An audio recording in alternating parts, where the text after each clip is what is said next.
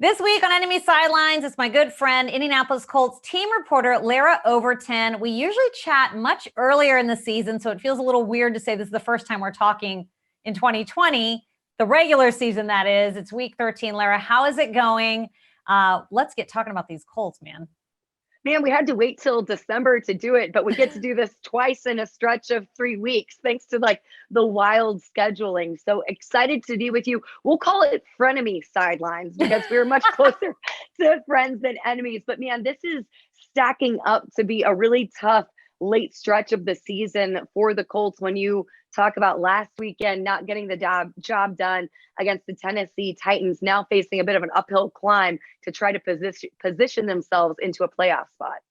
Well, the Colts are off to a 7-4 start. The last time we chatted was actually this offseason. The Colts had signed Philip Rivers, and you and I had discussed, what he might look like in this offense. You had discussed his comfort level in the system. He had some familiarity with Frank Reich and that offense that he runs. But now that you've had quite a few games that you've been able to watch him play, where do you think that he's really made his most progress? Where do you think that he really needs to improve this final month of the season? One of the things that you notice when you look at Philip and the numbers that he's put up and the production that he's had is the number of different guys that he's engaging in this offense.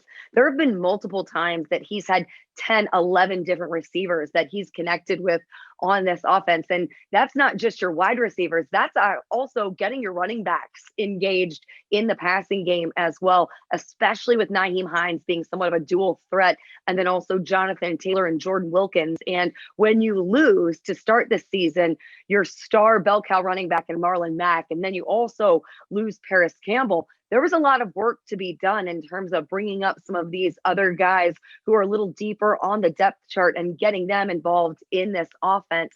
So that's one of the things that with a veteran quarterback like Philip Rivers, you point to his ability to really spread the ball around and for the Colts to not just be one-dimensional within their offense, to have that passing and running attack. I don't think that the running game has been certainly as productive as they would ideally have liked it to be this season. But what they've done a lot more so is spread things around between JT, Nyheim, and Jordan when the opportunity has presented itself.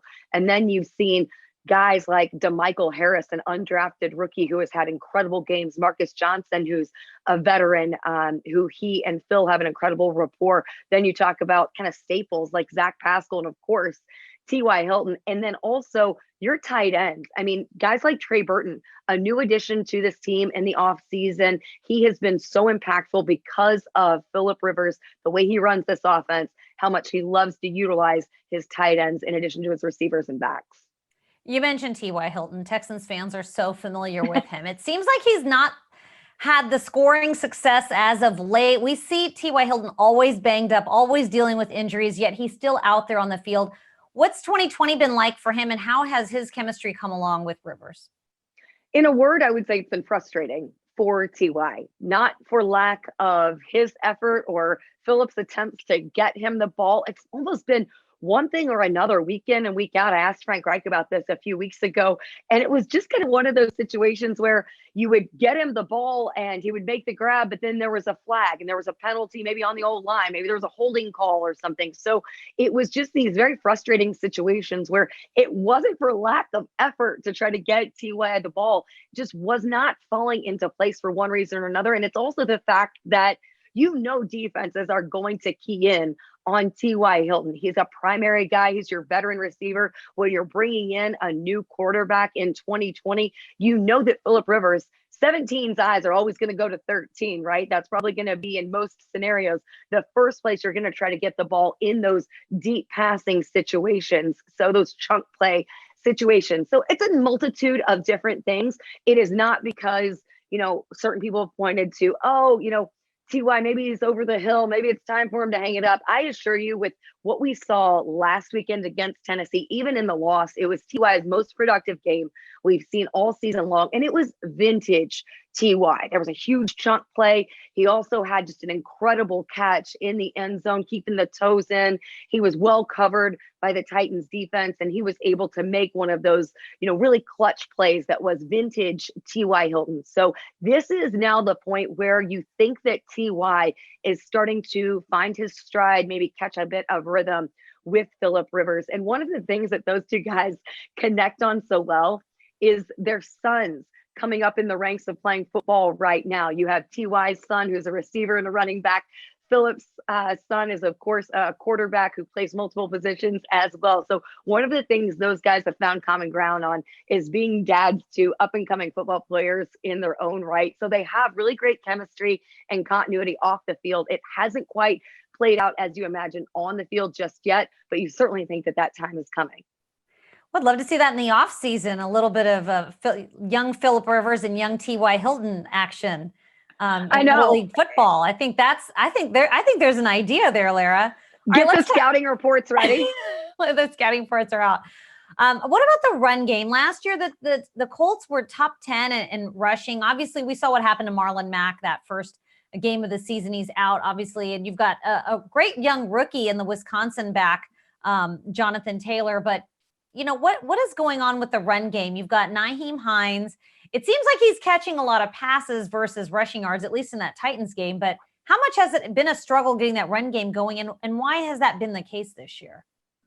I think that people really took for granted the production of Marlon Mack and what he meant to this team, because a lot of people saw when they drafted Jonathan Taylor and they thought, oh, the Colts are now shifting their focus onto, this up and coming, this young running back. Maybe Marlon Mack's time is limited because he's going into a contract year. Now you're starting to see the value in Marlon Mack. And that's not to discredit at all Jonathan Taylor for a rookie doing what he's doing, learning a new offense, coming into a new system. He has had a strong start to his rookie campaign, but there's just no replacing a guy who's coming off 1,000-yard rushing season like we saw with Marlon Mack. So you're looking at this offense that has three very different talents in the running back room. When you have Nyheim, who is that guy who is a weapon in the receiving game as well as the run game, maybe even more so in the receiving game, because he has that breakaway speed. He's really tricky. He's elusive to try to tackle, the cuts that he makes, the moves he's able to throw in. He's a former college sprinter. He was a ACC champion in the 4x100 at NC State. So he has just incredible, impressive breakaway speed that's difficult for defenses to counter. And then you have Jonathan Taylor, who brings a ton of that power, of course, the quickness as well. But one of the things that you saw from him at Wisconsin was his reliability, that power that he plays with. And we've seen on numerous occasions how tough he is to take down. This is a guy who battles for every inch, every yard. Then you have Jordan Wilkins as well. And one of the things that Jordan brings is a ton of patience. He also has a ton of balance. It's incredible to see what he is able to do in, yards after contact on certain plays. So the run game overall, you're not seeing the staggering statistics maybe that you did last season with Marlon Mack and that group collectively, but you are seeing them continue to mix things up. They're playing the hot hand. Game by game, it's been a different guy here or there. Jordan Wilkins had a great game once, and then it's going to be Taylor, and then it's going to be Hines. So it's been much more by committee and playing to what the defenses are giving you week in and week out. Part of the reason with the running game not being what it normally has been, especially in that Titans loss, was the loss of your left tackle, Anthony Costanzo. What can you tell us about him? I saw that he had a knee injury. Doesn't sound great for playing against the Texans. So if he can't go, what's the solution there at left tackle for the Colts? Sprained MCL is the diagnosis on Anthony Costanzo. So waiting to see what the timetable is. And we saw a preview of just how impactful that loss was because he missed the game earlier in the season at Cleveland when the Colts lost to the Browns. And not only are you down Anthony Costanzo now, But also against Tennessee, you didn't have your starting center in Ryan Kelly. So at center, you have a rookie in Danny Pinter out of Ball State. He started out collegiately as a tight end before converting to the offensive line. Sunday's game was the first time he ever started in any level of football at center. And you're coming in for a guy in Ryan Kelly, who is a Pro Bowler. There's a reason he signed a $50 million contract in the offseason. He's incredibly valuable to this offense, especially with a 17-year veteran there at quarterback. So you had Danny Pinter at center in place of Ryan Kelly. Then when Anthony Costanzo left the game, you had LaRaven Clark coming in at that left tackle position. So you have your center and left tackle both out against, of course, the Tennessee Titans, a major divisional opponent. So just you lost some of that continuity. And we heard how important that was last year for this Colts offensive line. They started all 16 games together in 2019. So you're seeing those guys who are coming in, and LaRaven Clark's a guy who's had a few years within this system, but it's a difference when you're going from Anthony Costanzo. There's a reason he's the starter. There's a reason that he decided to not retire this offseason and come back to play another year, signed a 2-year deal. So hopefully we get him for 2 years here with Indianapolis. But Danny Pinter, you saw, really played solid in his debut at center for the Colts. And then you have LaRaven Clark. What they do have on this offensive line is you also have Chaz Green available. So we've seen in other situations this season where it's been a trade-off between LaRaven and Chaz in some different situations. So it will be interesting to see what they do this week, because based on a sprained MCL, just the familiarity with the severity of that injury, it certainly doesn't appear to be season ending, I would say, but you're certainly thinking at least a week or two on Anthony Costanzo. So waiting for the outcome on exactly what that's going to be. The other scenario that was proposed this week is, do you look at the other side of the line and think about shifting somebody from right over to left, and then, playing personnel differently in that way? So that's another thing to look for as well. If we have a little bit of a rotation there, a little carousel on the offensive line, and maybe your guys from the right side shifting over to the left, at least in the interim period of time. It'll be something to watch, certainly. The Colts defense is something that we've heard a lot about this season. And Romeo Crennel was asked about them a little bit earlier in the week, and he said they were playing shorthanded against the Titans. That's definitely not the defense that we're used to seeing. And I have to think he's thinking about all-pro defensive tackle DeForest Buckner, because teams have not been able to really run the ball against the Colts, with the exception of Derrick Henry. He was the only 100-yard rusher, and he was able to do that twice. But in Sunday's loss, I mean, he really had a big day against a Colts defense that was without Buckner. So has Buckner really solidified himself as the MVP of that defense? Because it seems like when he's in the game, he makes such a difference on what opposing teams are able to do on the ground. His impact on this defense is infectious. I mean, not only on your front, but I mean, his presence is felt all the way through this defense and creating opportunities for your linebackers and your secondary as well. Worth noting, not even just DeForest Buckner on Sunday. Also, you were without Danico Autry and your linebacker, Bobby Okereke. So there were some definite glaring holes on that defense. And you have a lot of confidence in the guys playing behind them, of course, but there's just no replacement. There's a reason you traded the 13th overall pick for big number 99. You saw what he did in the Super Bowl against Patrick Mahomes. We know the imposing presence that he has on that defensive front, both in the pass and in the running game. It is really difficult to replace a guy like DeForest Buckner. He's just a game wrecker. You have those type of guys. You guys have seen them season after season on your own defense, right? Who are those game-changing type of players. So you look at DeForest and you look at the type of seasons that he is contributing to for guys like Grover Stewart, who just got the big payday with a contract extension. He's having a career year. Danico Autry has been playing incredibly well. And then that awesome linebacking contingent that you have, led by Darius Leonard, Anthony Walker, and Bobby Okereke. We have Xavier Rhodes in the secondary, who appears to be almost back to Pro Bowl form, as we've seen before. The new guy, of course, within your DB room coming over from the Vikings. So yes, DeForest Buckner is one of those pieces. I don't know that you want to say irreplaceable, but it's to that level when you're talking about a guy of his significance, his impact, because when you have a guy up there up front on the defensive line, you know that offenses are going to have to game plan for him. They're circling him right there. You've got to be aware of exactly where he is. And when you talk about those quarterbacks who are so elusive, like a Deshaun Watson, guys who have the ability to extend plays, make plays with their feet, also just drop bombs in the air. You need a big force like that up front to disrupt things within an opposing offense. All right. Well, you mentioned your secondary, so that brings us to our next gen stat presented by AWS. The Colts are actually 5th in the league with 12 takeaways this year. So what's been the key to Matt Eberflus's defense getting all those takeaways this year?